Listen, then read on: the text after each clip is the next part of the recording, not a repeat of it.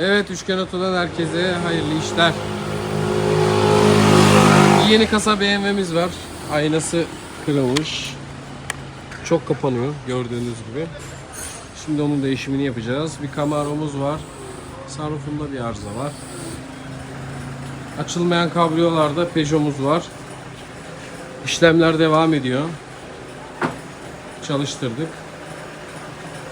Bir kabriyomuz daha var, Mercedes CLK. Son aşamalardayız. Herkese hayırlı işler.